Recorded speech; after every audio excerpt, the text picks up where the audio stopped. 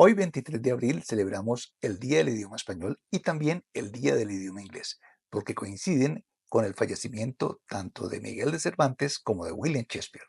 El español es el segundo idioma más hablado del mundo, con cerca de 600 millones de personas activas hablando este idioma. Después, lógicamente, del chino mandarín, que es el número uno. Prácticamente en todos los continentes del globo terráqueo se habla el español, tanto en América, en Europa, en África, en Asia.